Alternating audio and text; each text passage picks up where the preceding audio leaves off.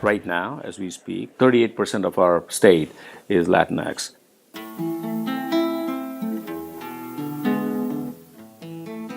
As a great public institution, I think it is a responsibility to reflect the state in our student population. We are proud to be launching the Latinx Chicanx Academic Excellence Initiative, making UC San Diego a place where generations rise. The mission of the initiative is to actively transform UC San Diego into a student-centered university for the success of current and future Latinx Chicanx students, families, and communities. We will do this through 6 core values that advance equity, build community, and ensure student success. Community and culture. Comunidad y cultura.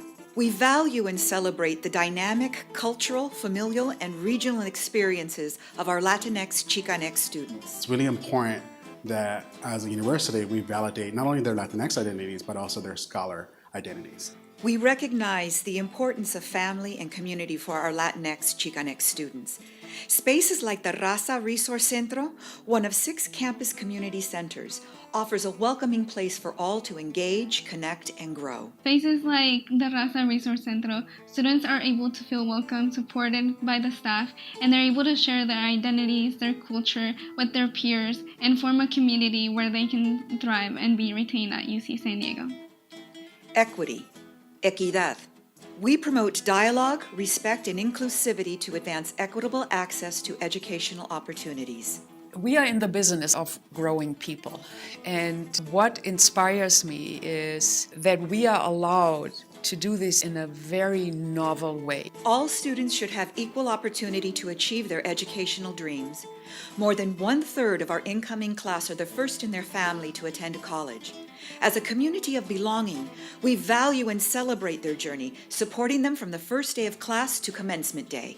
Being a first-generation student, I wasn't able to see people before me succeeding within higher education. By introducing this initiative, it will help more Hispanic students succeed in education and then kind of show the future generations that it's possible to get to this level.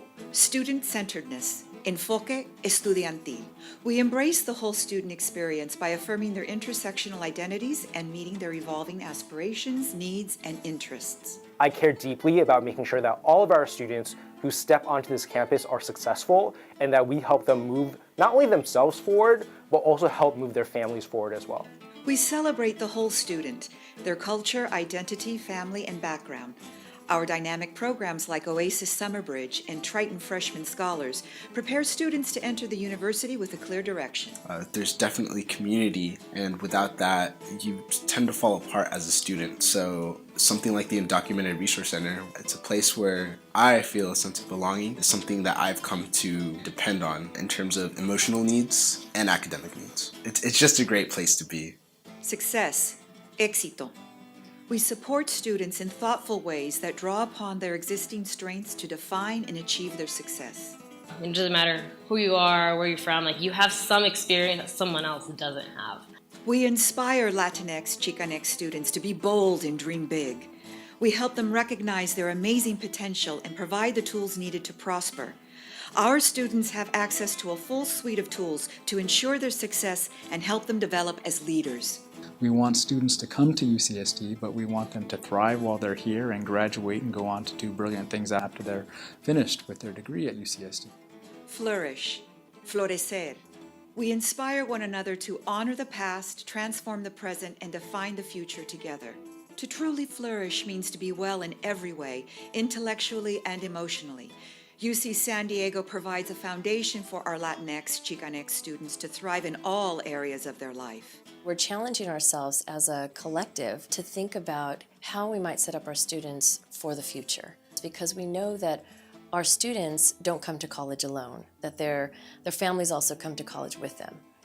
Accountability. Responsabilidad.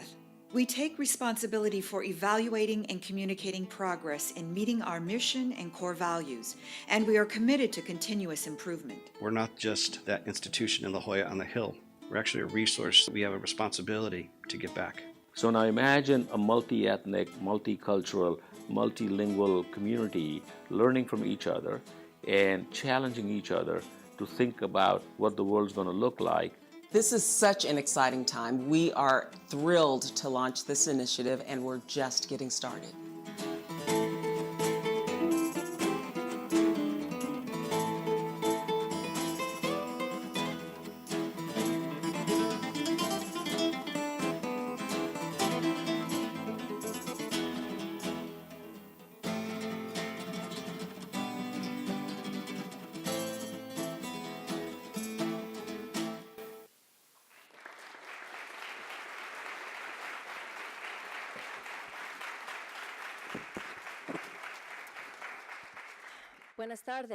Buenas tardes a todos, and welcome to the campus-wide rollout of the Latinx Academic Excellence Initiative. My name is Frances Contreras, and I'm a faculty member in the Department of Education Studies. I know my Education Studies folks are here. I'm also the Associate Vice Chancellor for Equity, Diversity, and Inclusion here at UC San Diego. Before I start with brief comments, I want to start with a land acknowledgement to acknowledge our forefathers and those that occupied this land and actually that have the rights to this land prior to our occupation of this land as guests, and that is the Kumeyaay Nation. So I'd like to acknowledge and do the land acknowledgement in honor of their people and that we are guests on their land and of that nation's land. On behalf of myself and the entire UC San Diego administration, I want to thank you for taking the time to be here with us today to learn about this exciting new initiative.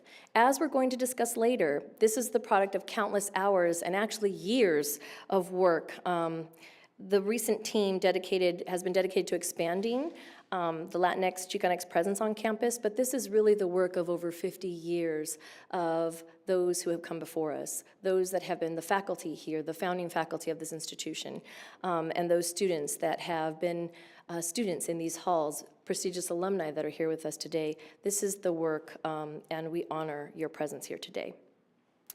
This initiative has been shaped by the feedback we receive from student groups and student leaders across the campus.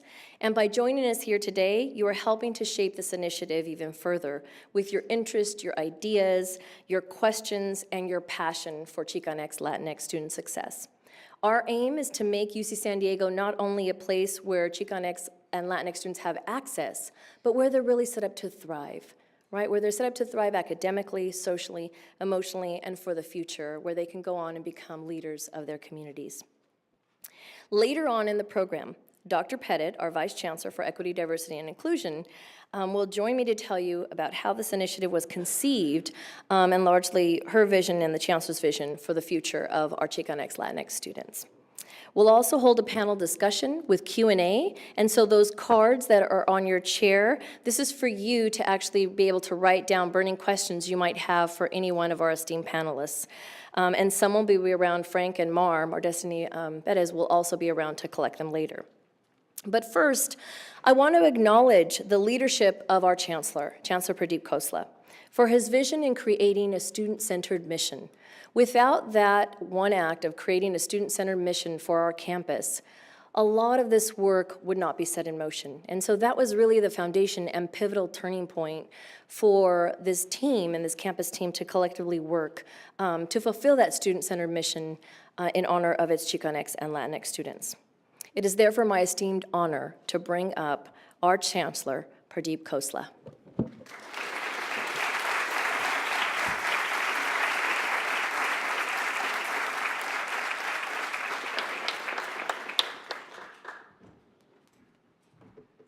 Thank you, Dr. Contreras. Please give her a big hand. She's one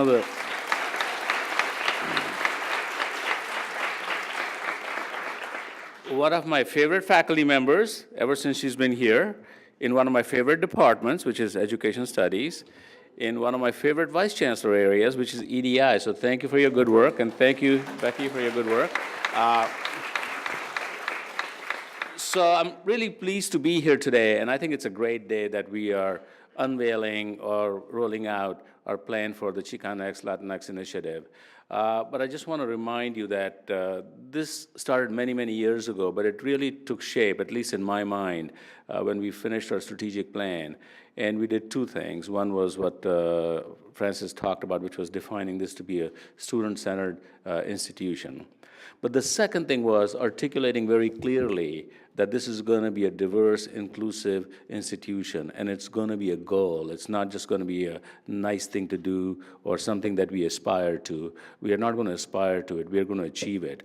And in the last 7 years or so, we've been all working really hard, and what you're seeing is the culmination, or one, not the culmination, one goalpost that we have arrived at, which is this year, I think we are 20% Hispanic, the Latino population. 20% of our undergrads are Latino population.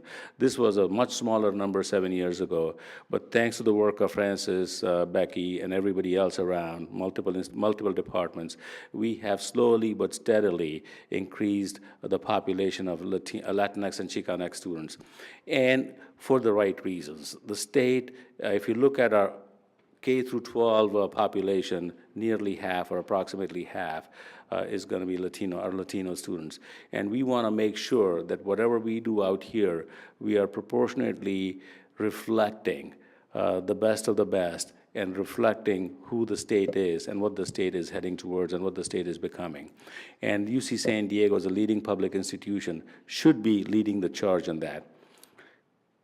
Add to that our location, which is cross-border, which is right at the border. We should be thinking about us at Tijuana and the broader region as one region. We should be thinking about not two cities, two towns divided by country border, but two cities, two towns, which are one big economic zone. And I think we have students, we have faculty, we have staff who can across these borders. And a great example is Olivia Grave, who was born in Tijuana, who now is a faculty member here. And we run a very large program.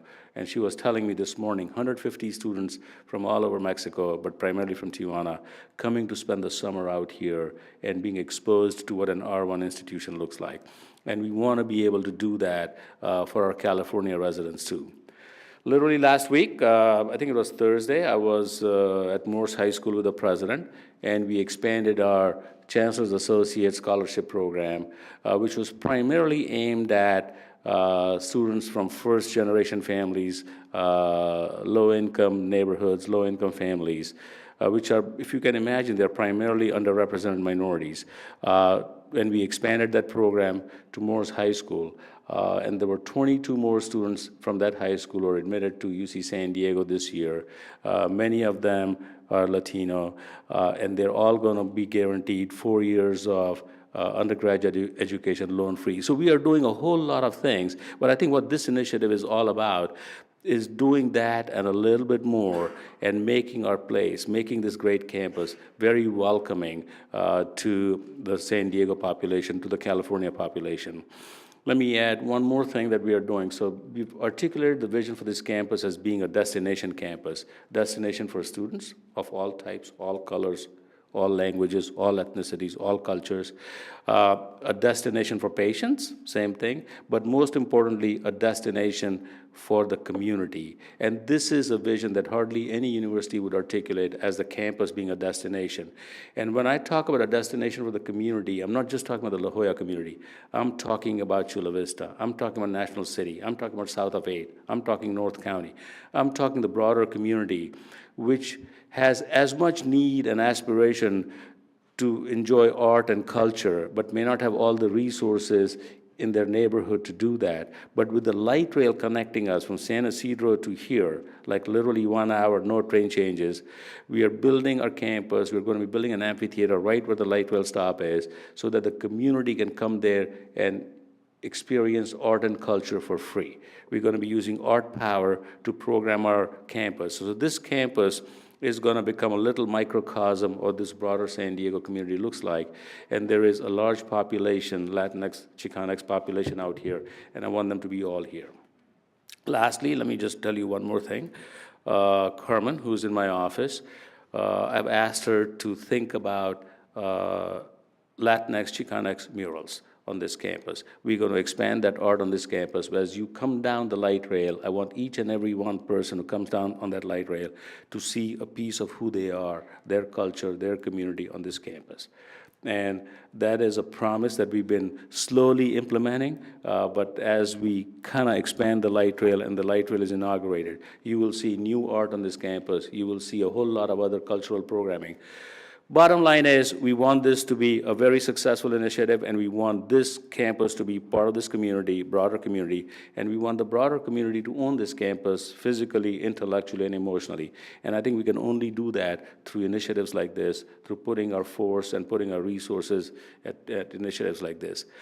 There's a whole lot more to be said, and I have a whole lot more colleagues who they've really committed their time to this initiative.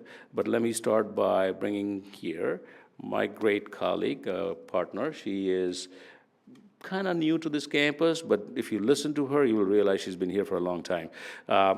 Dr. Elizabeth Simmons, our Executive Vice Chancellor.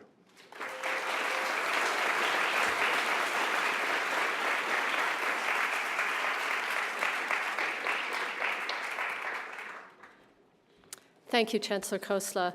I'm just delighted to be here today and see the crowd here and see everybody. And even though I've only been here a year and a half, I already know a bunch of people out here, and that's great. And there's so many more to meet. So thank you for being here, and I should also thank Vice Chancellor Becky Pettit and her team for arranging the entire event and everything that's going on today. I know it was a lot of work. Maybe we can give them a round of applause.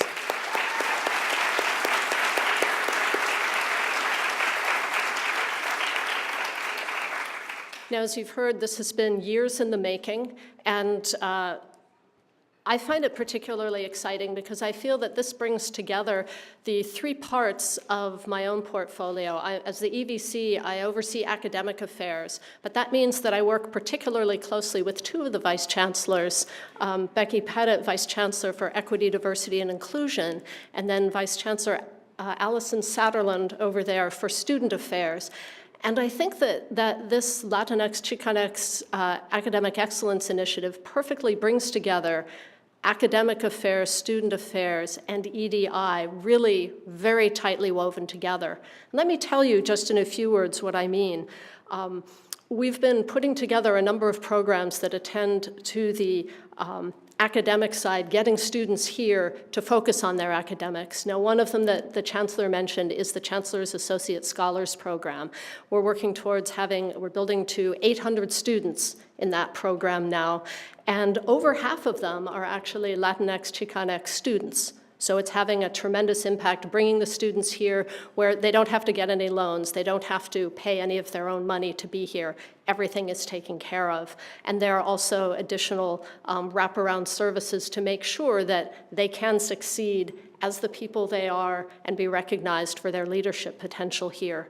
And we also have a very new program, the Pathways to STEM scholarship program, which has been put together by Professor Gentry Patrick from Biological Sciences and a whole team of people. And you may have heard that the Chan Zuckerberg Initiative is investing in that program, for example.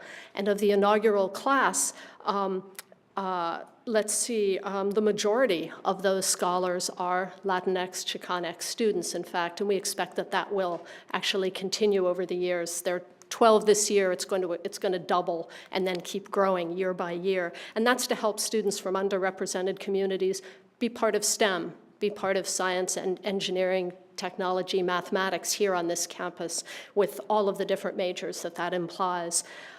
We run the Preuss School. That's one of the fun things I get to do is oversee the Preuss School.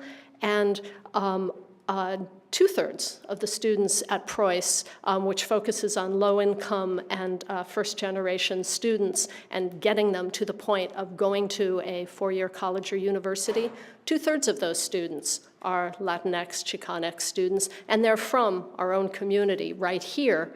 And what's great is that out of the 100 students who graduate each year, about 1/3 of them qualify to be admitted to UC San Diego, and they come here as Chancellor's Associate Scholars. And so every year we have those students coming here, and again, at least half of them are Latinx, Chicanx students. So we're really trying to build that academic pipeline. But there's so many programs that you heard about on the video, right? The supplemental instruction through the Teaching and Learning Commons, OASIS, and Summer Bridge that have had so many years of incredible impact. The newer things like the residential colleges have a new undergraduate research and experiential learning program, again, specifically to help students who might not have even known what those things were when they set foot on campus, but to help them learn about what that is and be set up to learn how to participate and then find themselves places in labs or archives working with professors. So that's all of the academic affairs side, but blending over towards the student affairs, you heard about things about community pieces like the Raza Resource Centro, and there's also a Raza Living Learning Community that's one of 5 different identity-focused living learning communities arranged by the residential colleges, but shared among them. So you don't have to choose which college you're going to be in to get access to the Raza Living Learning Community. You could be in any of the colleges because we know it's important to have the multiple parts of your identity. You might really care about arts, technology, and culture and want to be in 6th college because of that. But you might want to be part of the Raza Living Learning Community as well to reflect other parts of your cultural identity. And you should be able to do both, of course. These are just a few of the ways that we've been working together. Of course, EDI and all of Becky Pettit's work is at the core of what we're doing because, as the Chancellor said, to be a public university here in California, we have to serve the people of California. And you are the people of California. And you should know that you're welcome. You're not, welcome sounds like I'm welcoming you. No, we are together. We are the university together, and that's the wonderful thing about this event. I couldn't be happier to be here, and I couldn't be happier to welcome Vice Chancellor Becky Pettit, the mastermind and genius behind this.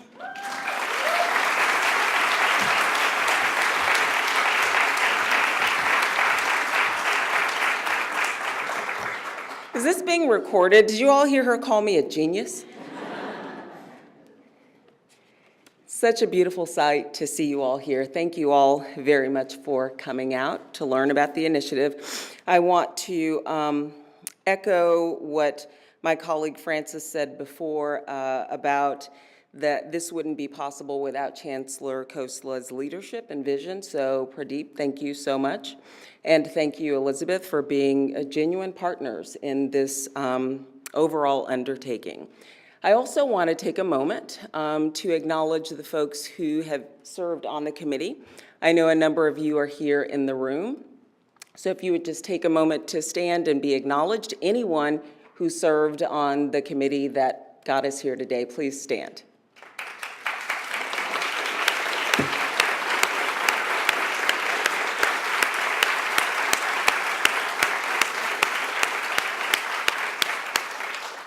Thank you all. Thank you very much. Francis and I are going to take a little bit of time to tell you about how we got here today.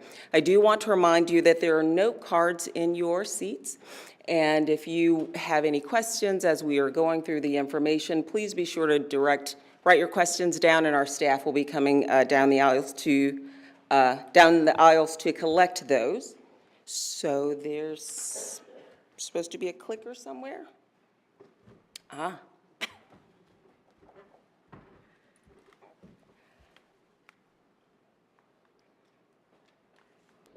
All right. So part of the overall initiative is to become a Hispanic serving institution. So what does it mean to become a Hispanic serving institution? It is that we have 25% of our undergraduate student body who identify as Latinx, Chicanx students. Right now, we are considered an emerging HSI because we are at 20%. And many of you have already heard me say that if we do nothing, we will become an HSI in a few years from now, about 3 years from now. But our intention is to cut that time in half by being intentional, by focusing on the institution itself. We already know that we are an attractive institution, but what can we do to be more attractive to the population, and what can we do to be intentional in reaching out to prospective students and their families? So part of the goal, is there a place I'm supposed to point this to make it advance? All right. Part of the goal of becoming an HSI is to also become a model STEM HSI, and Francis will elaborate on this a little bit more. We want to do this by building institutional capacity and infrastructure to support Latinx first-generation students and to pursue URM academic success. So again, what I want you to notice about this effort is that we are focusing on the institution itself and thinking about ways that we can serve our Latinx population better. So, Francis.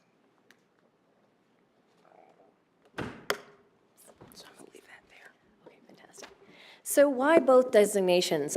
First, I want to say that we will be joining 6 out of 9 undergraduate degree granting institutions through the UC system that are already HSIs. And so this is kind of the movement of the state of California. 55% of the K-12 population are Chicanx Latinx students. 21 out of 23 CSUs are HSIs. And 96 out of 116 community colleges are HSIs. And so when you think about the public systems of education in California, every public system of education is an HSI system. And so we're joining that community of HSIs. But we thought it'd be helpful to delineate what's the difference between a STEM HSI and an HSI. We actually want to be both, right? We are slightly overachievers at this campus, as you all know, and we don't think we need to identify in one or the other bucket, and you actually can be both under the federal government in terms of designation. UC San Diego is already known for its strength as a STEM campus. It's one of our strengths and our core strengths, with close to half of our students in STEM majors. The STEM HSI designation dovetails on the existing faculty-led programs, like the one you just heard from Dr. Patrick and the PATHS program, to advance URM undergraduates in STEM. We have a partnership with Health Sciences, the Hispanic Center of Excellence, already funded by NIH and the government. And then we want to advance new and innovative transfer and articulation agreements. Many of our feeder schools, as I mentioned, that 96 out of 116 community colleges, almost all of the community colleges in the region today are HSIs. And so this is partnering on those strengths. And part of these two identities also capitalizes on this asset-based approach and uses an asset-based approach to students and to serving students. The general HSI designation is to invest in the future, in future populations of high Latinx potential. It's to serve an increasingly pool of eligible students.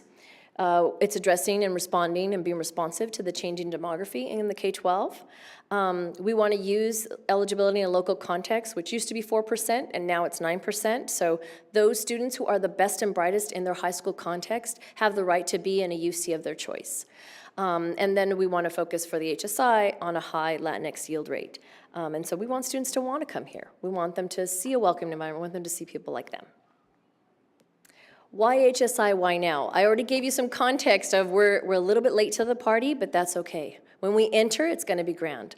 And so UC San Diego is where generations rise, and that's really what we're adopting as our mantra, and that is we want to be intentional, we want to focus on institutional transformation, and what does that mean? It means the student-centered mission. It means enrollment growth. We are one of the few UC campuses, I won't mention the others, but we are one of the few UC campuses that's actually poised for growth. We've been given the green light for growth, so you will see new colleges in the future. And so what that means is we want to have engaged leadership. We want to champion and address DEI matters. Many faculty in the room already teach DEI courses, for example. I am teaching this quarter a DEI class. I know I've seen some of my undergrads in the room today, so thank you for coming. But it's really important for many of us who are faculty of color, who were first-generation students ourselves, to be responsive to our students. We want to improve the undergraduate experience, and that's why when given the chance and opportunity, I could teach all graduate students, but I have a priority to always be in front of undergrads. And many of our faculty, like Dr. Alvarez, who you'll hear from later, and others in the room are the same way, because this was their experience. So finally, we also want to create a transforming culture, a climate where we're changing, where we're innovating, where we're responding to the needs of the community.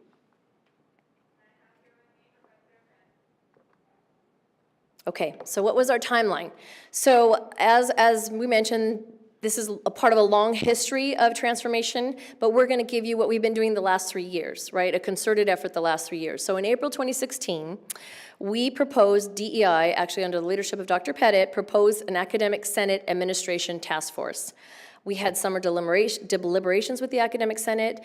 On any given campus, you want to have the blessing of your Academic Senate to move forward with key initiatives, and this was one of them. In August 2016, we created a charge and launched the task force. In October 2016, the task force began meeting. And the task force goal was to produce a report and was to produce recommendations. So we convened student leaders from Latinx organizations at the same time. And what we did was we had campus administrators, staff, and faculty working side by side. And then we engaged close to between 45 and 55 leaders, student leaders who represented large Chicanx Latinx organizations that were feeding back information and getting information and comments from their peers. And so we had a tandem process for our student leaders to access information and get their feedback on what it means to be Latinx serving. In May 2017, the HSI Task Force report was submitted to the Chancellor, the VC for EDI, and the Vice Chancellor for Student Affairs, as well as the Academic Senate. In September 2017, the Vice Chancellors prioritized 5 of the task force recommendations, so the 5 were elevated, so a work group could begin working on 5 of those recommendations. In October 2017, the HSI work group participants were asked to serve. And in February 2018, the HSI work group began to meet, and this is where we are today. So in November 2018, one of the central task force recommendations was to establish a Latinx Academic Excellence Initiative, and that's what we've done. And so this is where we are today. The work group still convenes. We're still working on those recommendations that were elevated and trying to create this infrastructure for student success. Our process. Our process by design was to be inclusive, so all key stakeholders were at the table, were part of that process. Be intentional not only who we included, but also how we collected the voices and elevated the voices of those key stakeholders. To be student-centered, to make sure that our students were included in every step of the process and that their feedback was valued just as much as the high-ranking faculty member in the room. And then our goal was to keep strategic partners informed, which we have done across the entire UC system with our launch, our soft launch in October at the Chicanx Latinx Leadership Summit, which we hosted here in San Diego. And we'll keep doing that in terms of keeping our strategic partners informed because our key alumni, we realize, we're part of this institution and continue to be part of this institution.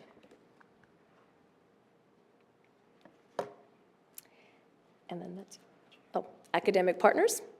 So in terms of our academic partners, you can see the Joint Task Force included a mix of faculty and staff. And so the uniqueness about the design is that typically many of our campuses have faculty-led committees, and we were really intentional about including key staff members, key offices like admissions. So here you have the task force members, you can see them on the screen. We have the director of Raza Centro, Gerardo, I know you're in the room, he's also on the work group. We have Cynthia Davalos from Student Affairs. We had undergraduate admissions. I know I saw Professor Gilberto Mosqueda from engineering. We had a number of key stakeholders ranging from faculty to key administrators to those that are on the ground in student services. Jeff Orgera, I know I saw him, and Charles Liu. And so Gabrielle Weinhausen was also, I believe I saw her walk in. So a number of key stakeholders who are day-to-day interfacing with students and also interfacing with faculty and interfacing with staff. And that made up our academic partners. Our student partners. So in terms of our student partners, as I mentioned, between 45 and 55, I mean, they're students, and so we were very keen on their time, and so at any given time, we had a range of student leaders, but they did show up, and we also had graduate student leaders represented as well. And so the student partners range from faith and service-based organizations on our campus, cultural organizations on our campus, so those that represented the arts, also folklorico, academic and scholarly organizations, those that were active in SACNAS and active in different organizations. I know many of you engage in SACNAS and you take a number of students to those conferences. Social justice and political organizations like MECHA. Any Mechistas in the room? Mechistas in the room? Yes, MECHA was definitely represented. Greek life, Lambda Theta Nu sorority, the Alpha Kappa fraternity, Lambda Theta Phi, Latin fraternity. There were a number of Latino and Latina fraternities and sororities represented at the table, and then athletic organizations were also represented, ranging from dance to clubs to tango, you name it, they were represented. And again, we we sought their input because at the end of the day, we wanted to be cognizant and be aware of students and meeting students where they are. And so we were very intentional about making sure they had regular communication and that we were soliciting their input. Okay. So this is also me, the development process of task force recommendations. So here's a graph. I'm a professor, and so we love to do this. This is like logic models and theoretical models, but this is actually just a developmental process of the recommendations. What did we do? We had a task force process. We had 6 meetings of the task force, so we met regularly and intentionally. We went over secondary data. We went over student challenges and discussing student challenges from the literature, but also firsthand from students. The student process was 4 meetings. We gathered these, let's say 55 leaders at any given time and proxies of those leaders at any given time of these organizations. Also discussed challenges faced at UC San Diego. We discussed recommendations, their thoughts on how to improve the climate of this campus. We looked at data, UQ's data and others, and then we conducted an analysis of all of these different voices that were at the table. From that analysis, we had a discussion as a larger group. And then we created these recommendations. And the critical feedback we received from students, from staff, and from faculty became part of that process where the task force then took the effort to prioritize these recommendations. And so the task force recommendations were born out of this process of 10 different meetings from all of these key stakeholders at the table. And with that, I will turn it over to Dr. Pettit. All right, so as you can see, there was broad engagement to get us to this point of having the following recommendations that were advanced and approved by then Vice Chancellor Juan Gonzalez, me, the Chancellor, and EVC. And they are to launch a Latinx, Chicanx Academic Excellence Initiative that brings us here today. A key part of that is to pursue an endowment to provide scholarships for our students. Goal number or recommendation number 2 is to analyze student success programming data and current usage trends. We have a number of programs already in place that our students are using, and we are querying the data and asking about how are our Latinx students using the programs, how are they experiencing them, and how are they making an impact on the student success. Recommendation number 3 is to expand the charge of the parent and family programs because as you heard Francis say in the video, when our Latinx, Chicanx students come to college, they don't come alone. They are often part of a community, and we have to think about how we initially outreach and continue to keep family and community engaged. And number 4, to institutionalize what it means to be a student-centered institution. So we have established that as a key priority, a key goal, and we want to really break that apart and engage the campus community in identifying what does it really mean to be student-centered? How do our students experience us when we say we are student-centered? Do they experience that in our services, and what are ways that we might be able to improve? And then finally, working with our community partners to improve the opportunity for our Latinx, Chicanx students to be ready for an institution like UC San Diego. So how can we partner with them so that they are, as we say, not just college ready, but the other part of that is we want to ensure that we are a ready college, that when we are out inviting more diverse students and families to consider UC San Diego, that they see reflections of themselves here. And the idea is to intentionally build that bridge. So as you heard Francis say, part of the goal was we transitioned from a task force that generated these recommendations to now a work group that helps us operationalize the recommendations. And one of our campus partners is OSI, the Office for Strategic Initiatives. If you all have not had the chance, those of you who are on campus, to work with them, they are incredible at helping you take big ideas and lots of information and lots of data to make it accessible, to make it real, to make it tangible.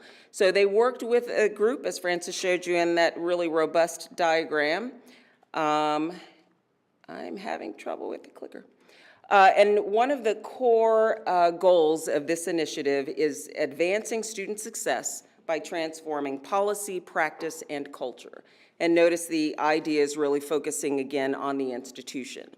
And we want to be clear that we are not starting from the beginning, that there are initiatives and efforts that currently exist. We're thinking about how do we strengthen them, and there are some new things that have been put in place as well, but at the center of it, of course, is advancing student success.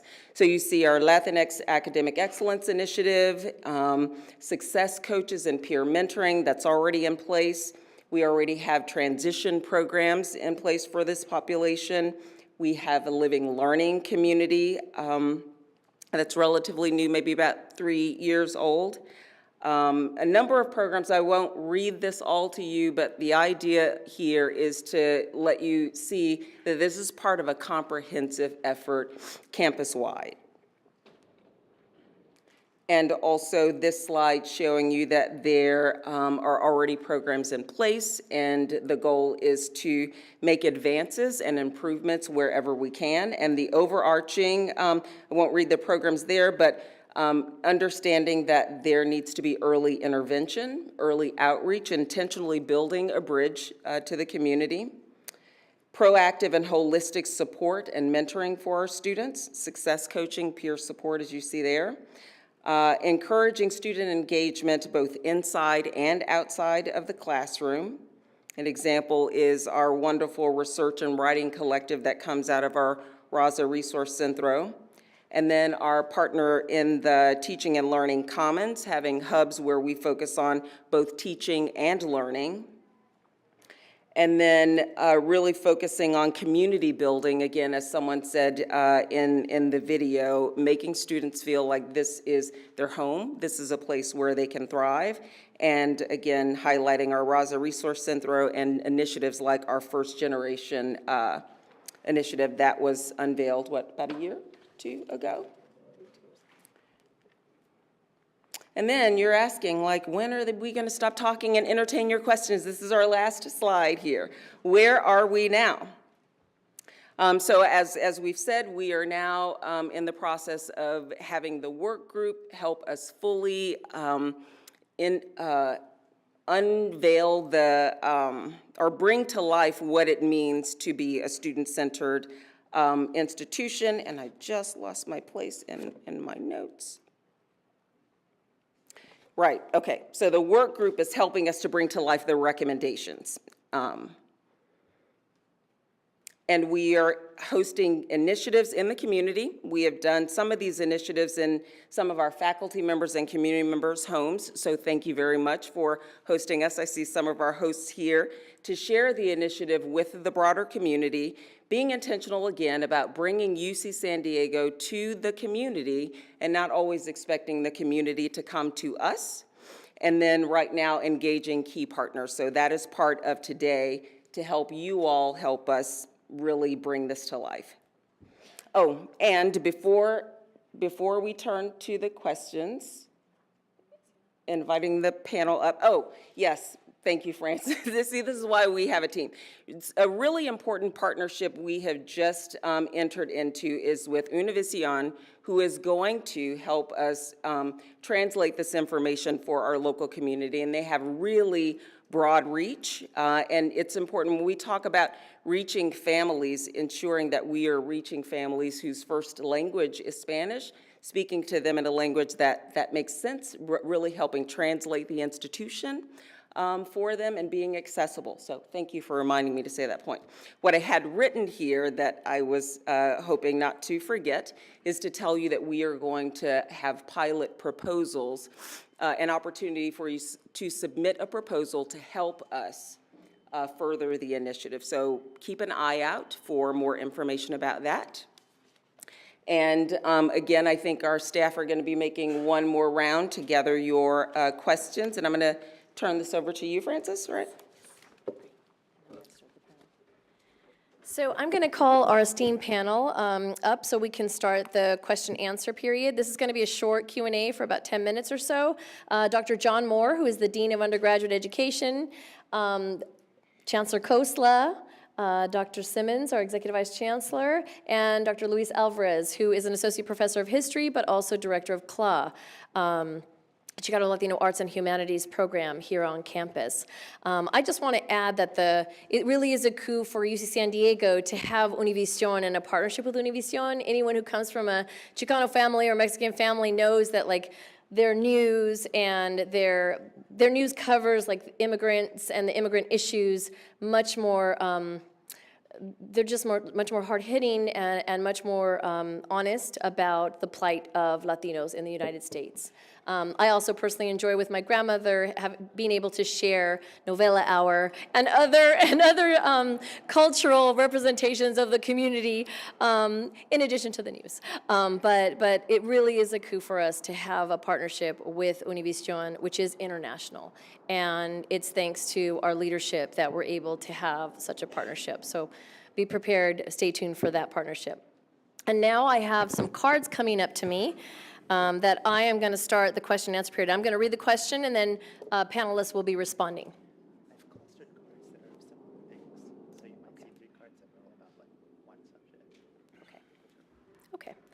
Okay. I'm starting with the very tough questions first. Okay. So the first question relates to the colleges and the college system. How are our colleges involved in the initiative? Who might like to take this question? Maybe John? Okay. Probably me. So that's a great question. And so I was formerly the provost of Muir College, and now I'm the Dean of Undergraduate Education, and the colleges are part of my portfolio. The colleges, as was mentioned earlier, have the living learning communities that were founded 3 years ago, and so this is an important aspect of the contribution that the colleges are able to make to diversity, inclusion, and equity on the campus. With respect to the initiative itself, what we know from the colleges is that students do best when they are engaged, and the colleges provide a venue for students to become engaged in a variety of leadership opportunities that you find in the colleges. Students can also become engaged in a number of other venues, so the colleges are not the only place where you find important co-curricular student engagement, but the colleges are a venue for that. And as the colleges continue to develop some of their programs, I believe EVC Simmons mentioned the TRELS program, the research scholarships that were piloted this year in the colleges. As we have other programs in the colleges that will be coming, we have a 7th college that's on the horizon, and part of the 7th college curriculum that's been proposed is a type of high-impact practice that could involve community research and community projects. So that's another place that the colleges could potentially be engaged. But the colleges are a partner in all of this. Okay, this is actually this is a tough question. Another tough question. Thank you, John. What are the plans to increase Latinx faculty to mentor our growing Latinx student body? Yes. So, who would like to take that question? So I think if you look at the last 6 or 7 years, more than 30% of the faculty that we have hired are URM faculty, and we are going out of our way to make sure that URM includes, it's broadly defined, and a lot of those faculty are Latinx faculty. We have expanded what is called the Presidential Postdoctoral Fellowship Program, when we added Chancellor's Postdoctoral Fellowship, and there is a focus on bringing more Latinx postdoctoral fellows. This year, we changed that program a little bit, and we said to the departments that you cannot just look at postdoctoral fellows after they're done and see if you want to hire them. We look at PhDs now, and see if we want to hire them, and then we give them a 2-year postdoctoral fellowship with a guarantee of a tenure track appointment later on. And that has a focus on Latinx and Chicanx faculty. So clearly we are expanding our reach. We are making sure that we are expanding this in every which way and across the whole campus. These are not just in 1 or 2 departments, and you will see that across, and every dean now is responsible to deliver a broader faculty pool, a more diverse faculty pool. So it's not just the search committee's problem, it's not just the EDI issue. Deans are held accountable and responsible for doing that. And that's why we have made like significant progress. And clearly we need to be making more progress. But remember, we're also changing the pipeline, because if the faculty if the PhDs are not in the pipeline, then there's no way we can hire Latinx and Latino faculty. So we are making sure there are scholarships like doctoral fellowships available, expanding the undergrad population, becoming an HSI. So it's a multi-year, multi-layer process that we're involved in. So. Luis, would you like to add to that? If I might add just a quick thought, I think part of the really promising nature of this initiative is that it will not only invest in individual faculty as the institution moves forward, but that it has the potential to invest in a field of Chicanx and Latinx studies that is interdisciplinary and that has long been active in different departments across campus and across the system. And that really requires sort of investment not just in individual faculty, but sort of in the ways in which knowing something about the Chicanx Latinx experience makes all of us better at whatever we do, whether we're engineers or whether we're historians like me. Thank you. And I believe the EVC wanted to add a comment? Or? Sure, I just wanted to add that we've changed the way that we actually do academic searches and the way that we evaluate faculty for promotion and so on, to make sure that all of our job candidates include in their applications a statement about how they work to promote equity, diversity, and inclusion in their professional lives. And at the same time, when we're looking at academic files for promotion, we also look to see what individuals have been doing, because that creates the broader welcoming climate where everybody, including Latinx and Chicanx faculty and staff, can thrive. Because it's not only a matter of who walks in the door, but who feels truly welcomed and supported and valued for their work and able to stay. And so this has been something important that the Vice Chancellor for EDI has had a real hand in promoting. I just want to add really quickly, too, for equity, diversity, and inclusion, in my role as Associate Vice Chancellor, my hat is actually recruitment and retention under Becky. And so part of my role, half-time, although it feels like full-time, is to work to recruit faculty, is to supervise the FEAs, is to work in tandem with key academic leaders across the campus, to educate faculty. We have anti-bias training for all of our faculty. We are constantly, I see Laura in the room, we're constantly looking at data. How are we moving the needle or not? How are we holding our departments accountable? As chair of a search committee in the past, I literally contacted 15 deans across the country of our peer institutions, because I was chair of that search, to make sure that pool was diverse.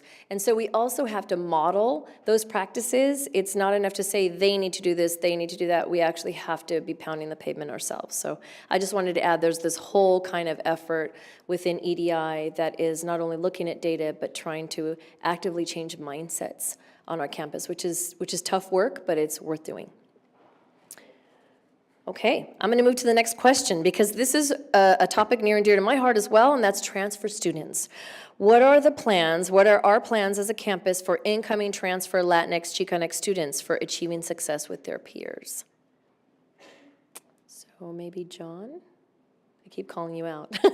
but there is a whole transfer initiative happening, and right. so maybe you could speak to that work group. Right, so there is a work group on the transfer experience, and I'm actually not on that work group, but we need to start looking at how we're engaging transfer students. We know that it has been a challenge to engage transfer students in the colleges, and that's partly because many of the transfer students don't take the general education requirements because they've already fulfilled them through their community colleges. And we have a transfer year experience course that's been offered through the colleges, and that's had some success, but it hasn't been is as wide as we would like it to be. So I think there's a move to look at how we might redesign the transfer year experience course. So I believe that this initiative actually is a great opportunity to start looking at how we're supporting transfer students as they come through, and also the work of the work group that we'll be hearing from soon. And maybe if I could just add to that, John mentioned 7th college before, and part of what's going to be distinctive about the general education sequence for 7th college is that students will take synthesis courses that pull together what they're studying in a whole variety of other courses that they're taking, and get them to take a cross-disciplinary look that might tie together many of their interests. But they won't just do that in their 1st and 2nd year. They'll also do one of those in their 3rd year and then do some kind of a capstone. And so that means that our transfer students who come in will be taking those synthesis courses, and that will engage them not only with one another, but with other students who've perhaps been here for differing lengths of time, and tie them together across different fields of study. And in addition, when we start 8th college, we anticipate likely the gen ed sequence for 8th college will be similar. So this will help build new modes of general education that will directly impact and support the transfer students. Great. Okay, we only have time for one more question, but I want to say that we will be using these to type up a fact sheet, an FAQ sheet, so we'll answer and be able to answer more of the questions. But the last question relates to bringing faculty and staff on board. So how do you intend to bring faculty and staff on board? Because this is a shift in institutional identity, and it's a large undertaking. So if someone wants to walk us through the process of how we're bringing faculty and staff along. So let me just, I don't know if there's a process, but let's just take this simple notion of asking every applicant, faculty, and also senior staff to write an EDI statement or a diversity statement. Now, if you ask yourself, why do we need this diversity statement? It doesn't mean, or it's not the assumption that you have to be a minority to be able to be a more inclusive person. This allows us to look at people and see what they're thinking, how they're thinking, and the more inclusive their mindset is, the more such people we have, the more inclusive we become as a community and more diverse we become as a community. And I think that's a slow process, but this is a process that's been going on for like 5 or 6 years now. It's becoming stronger and stronger in implementation. And I can tell you, because of this, I have seen a change in attitudes. I have seen a change in culture. I have seen search committees not ask the same dumb questions that they would ask before. Now they're a little bit more culturally sensitive. They understand what diversity means. They understand what inclusion means. So I think that's where we are headed. And I'm very confident that this simple notion is a way of bringing everybody on board without making it top-down, without making it a mandate, without letting people, or without making people think that they have no way of thinking about this, right? So so to me, that's very significant. And we need to expand this to every position that we hire on campus. It should be from the bottommost to the topmost. Thank you. So with that, we will conclude the question answers, but please know we have lunch waiting for everyone. So we have lunch out on the patio as well as music. And so we invite you to join with us in celebrating all of the hard work that's gone into this initiative. Thank you so much for coming. Yeah, I was going to add something to that. Yeah.